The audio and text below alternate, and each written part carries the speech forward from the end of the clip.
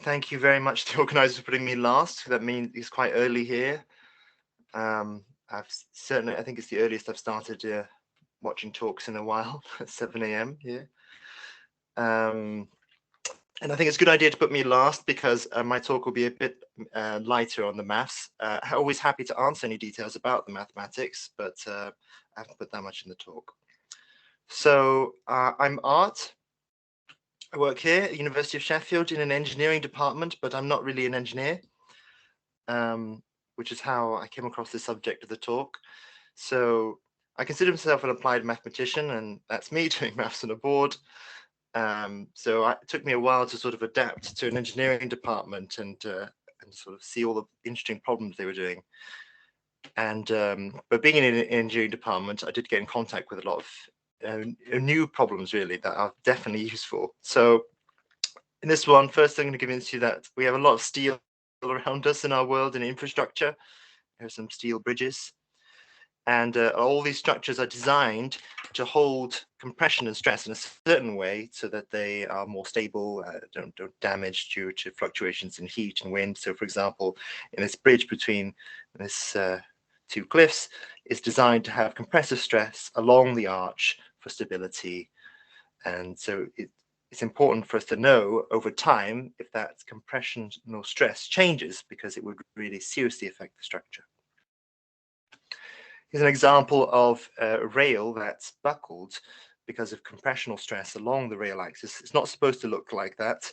A stress builds up along the axis, and then if a train goes over it, or if you have an earthquake or anything, it'll just buckle, and that's really terribly damaging.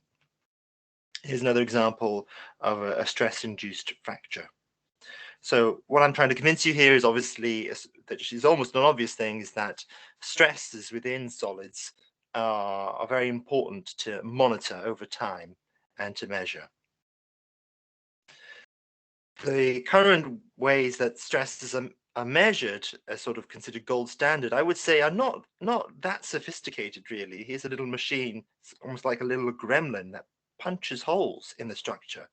So it quickly punches a hole, waits for a while, observes how the hole will change, and estimates the stress based on how the hole changed shape. You can imagine punching holes all over your structure it isn't really ideal. Not to mention that it's not easy to quickly move this thing around the whole structure and you'd have to, everywhere you estimated, you're punching a hole, so you've got to choose very carefully where you want to estimate your stress. So this brings me to using ultrasonic measurements, which is why I'm doing this in a Waves conference. So ultrasonic measurements have a lot of advantages. They're non-destructive, they're quick to measure, they have a lot of information. When you measure them and they come through to the other side, you can change the frequency, you've got the speed of the wave, you've got the amplitude, there's a lot of information there. Disadvantage is that you need quite sensitive equipment to pick up the signals, and for engineers, interpreting such signals is far more complicated. There's been a well-known example of a type of ultrasonic measurement that can give you the stress. It's called birefringence, and there's an equivalence in optics and other wave theories. But basically, if you have two different polarized shear waves, so can you see my mouse? I'm going to guess you can. If you polarize one of the shear waves in the x1, x3 plane, and you polarize the other shear wave in the x3, x2 plane, and you send them across this, say, bar of steel I've got here that's under a in-plane stress, the difference of their speed square will give you access to the stress. The only issue there is that there's this constant K that depends on the material. So when this was first brought over to ultrasonic measurements, I think maybe 60 or more years ago, it was considered that this would be the way forward to measure stress. But that has not happened. It has not turned into a device that's been used by industry. It's never been, the success has never come. And one of the reasons is that this constant K varies quite a lot. Even if you take a piece of steel in the lab and measure it, even if it's the same type of steel, the constant K can change as much as by 50%. So the issue is, how do you measure K, capital K? And it's actually very difficult to measure capital K with a simple ultrasonic setup. So the issue with this way of measuring the stress, and in fact, in all the ways of measuring stress as ultrasonic measurements, is that you need prior knowledge on the material constants, which you might require up to 6 constants for weakly nonlinear solids. So if you are aware of weakly third-order elastic materials, you have these extra 3 elastic constants that are quite difficult to measure and know, and they are the extra constants which couple any waves to stress. So my idea was to look for ways of measuring stress that didn't require these constants.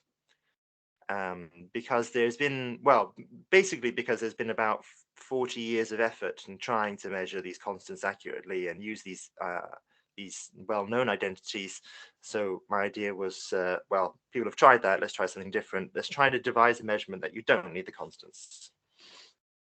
So as any good solid mechanician does, you go back to the nonlinear field theories of mechanics by Noel and Truesdale, which is a really tough read, but there's a lot of information in there. And I'm looking, and the term I'm looking for is universal relations, they're called, between the velocities, is this velocities? Yes, between the velocities of the wave and the stress tensor. Right, so a little bit about nonlinear solids and coupling waves. So the way that we usually model this is that we consider there's some configuration with some stress, sigma, and that when you superimpose a small elastic wave on an ultrasonic wave, you take it to a new configuration that has a new stress. So you've added a little bit of stress, delta sigma, because of the wave itself. And some people call them stress waves. So the simplest case to consider is statics, no waves at all. Are there any well-known universal relationships between the strain and the stress? And there are things like, for isotropy, you have coaxiality. You can change the order of the stress and the strain tensor. And you have a nice little one about simple shear, which I think I'll illustrate in a little bit more detail, just to show how interesting these universal relationships can be. So here we've got, if you're familiar with stress tensors, sigma 1, 2 is the shearing stress on the top face here and also on the bottom face. And sigma 1, 1 and sigma 2, 2 are stresses sort of are considered, if you had a face that's flat, it's how much is being pulled this way, sigma 1, 1, and sigma 2, 2 is how much the top face is being pulled up. So the universal relationship says that the total amount of shearing, this displacement S, is always equal to this relationship with the stress. So you could think about designing a way of measuring the stress by shearing solids. Of course, that doesn't work. That works great for soft solids, not so good for a piece of steel, but still an interesting relation. And so can ask the question, does there exist other universal relationships for statics? So usually the way in most of the literature you describe how a small added bit of stress relates to the strain, the elastic strain you've created, is through some fourfold tensor that then depends on the stress itself.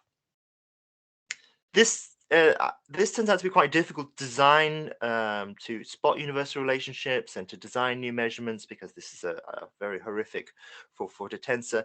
A nicer way to write this is in matrix form, and by using a bit of tensor algebra, we can reduce it to this. Something like this. So you've got that the small added stress from the wave is something that's related to the strain plus the stress of the reference. And these alphas are, in a sense, material constants, but they're actually functions of sigma. Right, so going back to statics, I won't go over the details, but if you simply write out what is the incremental stress, and you ask yourself what kind of identities you could get by having different combinations of the strain contracted with this stress equal to 0. So you're looking for identities which depend only on the stress and the strain. You can prove that there exists only 3. There are only 3 for linearized strain for statics. So if you can do it for statics, maybe we can do it for dynamics, for waves. The extra difficulty being here, of course, is that in dynamics, rather than satisfying just the divergence of the stress equals 0, you've got this, the double dot in time of the strain. Well, it's actually not strain, isn't it? It should be U here. Small mistake. Oops. U being the displacement, which is shown up here. Yeah, so not the strain, it's U. Right, so let's turn to dynamics and think about finding universal relations for dynamics. So you've got conservation of momentum to satisfy. Let's keep things simple. Let's consider only bulk waves because there isn't any proof to show all universal identities, relations in dynamics. So rather than trying to prove everything, let's think of bulk waves. So here's a little illustration of what this V is, which is the velocity, because I'm going to be using this in later slides. So if you've got some basis En this way, some basis Em that way, the wave that corresponds to the velocity Vnm travels in the N direction and is polarized in the M direction. It's a shear wave. And if it was Vnn, it would be a longitudinal wave because it would be polarized in the same direction it travels. Let's consider that we've diagonalized the stress tensor to make things simple as well. And now let's look for relations between stress and the speed. So why only the speed and not the amplitude? So this might not be immediately obvious because a wave has amplitude and speeds. But in ultrasonics, it's far easier to measure the speed of a wave than it is to accurately measure its amplitude. So that's something just from practical experience. Measuring the amplitude requires a lot more sophisticated equipment. So there isn't any well-known universal identities except one notable exception. And that is that if you take a shear wave polarized, two shear waves that are sort of polarized in the same plane, but one is traveling along En and the other one is traveling along Em, their difference squared gives you access to the stress directly. No material constants. It's okay to have the density because that's easy to estimate. And this also leads to this strange identity here, which I'm not sure what the use is of that. So great. Got a universal relationship, the golden goose from 1966. It was hidden away in the nonlinear field theories of Knoll and Truesdale. So all you had to do was open it up and read. You send one wave across the sample of steel, like so, polarized in the same plane, and then you've just got to send another wave that's inside the material along the steel somehow. I'm not sure how that's going to work, and that's when you realize that it's impossible to send such waves easily. How can you generate a bulk wave inside this bar, traveling along the bar itself? Obviously, you can create waveguide modes and all sorts, but they're not the same as the bulk wave mode. And so I asked my experimentalists if they could do that, and they were very disappointed in me. So I changed direction and instead of looking for universal relationships, I've considered that doesn't exist in a simple way to create a measurement. What about non-universal relationships? That means, how about specializing to a class of materials that we're interested in? So in steel, solids are weakly nonlinear. They're basically third-order elastic solids that depend on those extra three constants. So wherever you see the stress multiplied with the stress itself, you can just cut that out. It's an asymptotic expansion for weak stress, or an asymptotic expansion if you think about hyperelasticity for third-order strain. So, okay, we're looking for non-universal relationships, specializing the material. Now, what other kind of measurements we could possibly take? It's easy enough to build a wedge to send a shear wave or a pressure wave at an angle. So I'm going to consider only shear waves here. So I'm going to call the velocity of this shear wave polarized in this plane, traveling at an angle θ1, v θ1. So you specialize all you can. You list all the types of measurements you can do. Remember v θ1. Now we're going to ask ourselves, when is the difference squared of these two shear waves independent of the material constants? Well, why is this even a good question to ask? The reason it's a good question to ask is because we know that it's universally true that when the angles of the shear waves are different by 90 degrees, i.e. they're traveling in 90 degrees, the direction of travel is 90 degrees different, then there is a universal relationship that says that they're different squared gives you the stress. That's from the book of Noel and Truesdale, a well-known identity. So it's reasonable to assume that if we weaken the assumption of asking that this be true in general and ask that it's only true for third-order elastic materials, perhaps we can expand these dots. And that is exactly what we was able to do. Turns out that the dots turn into full lines when you specialize to weakly nonlinear solids.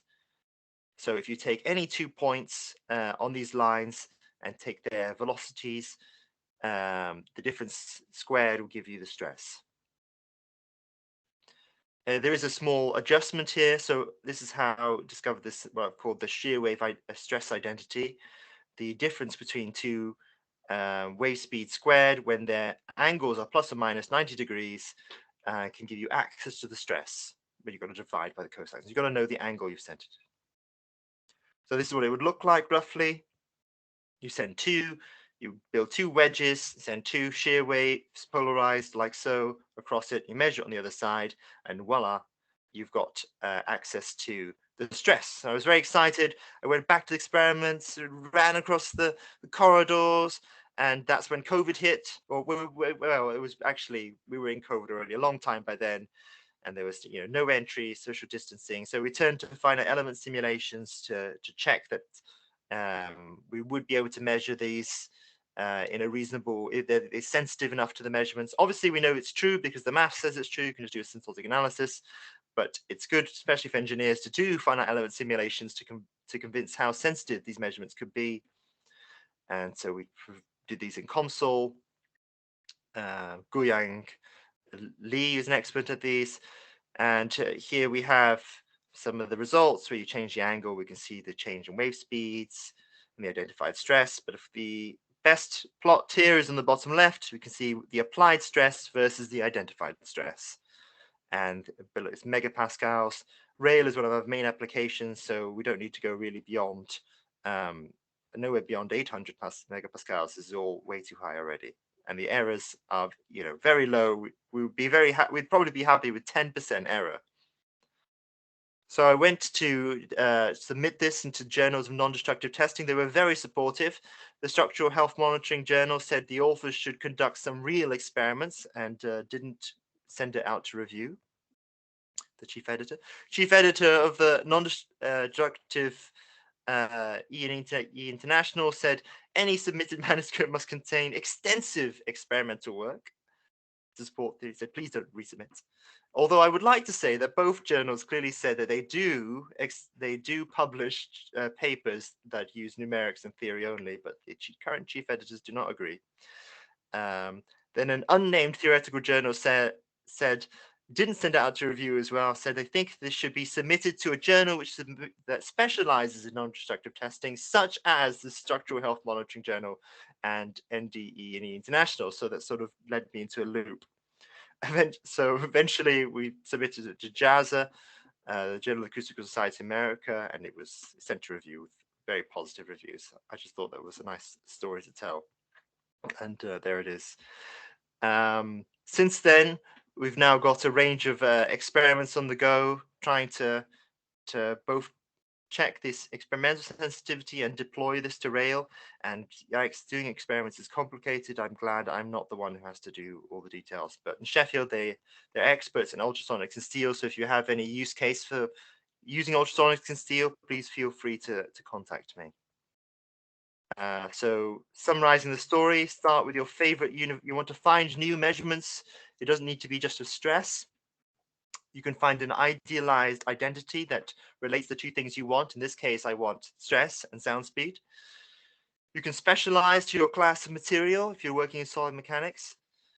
In my case, it was weakly nonlinear solids or third order solids. You can parameterize all your measurements, and you put it all together in a mixing pot. You can discover your own new universal, your own new identities for measurements, and that is the recipe. So thank you for listening. It's light on the maths, but I'm happy to answer any questions about the maths. if there are any questions. Okay, thank you, Art. Are there any questions? If not, I'll just make one comment.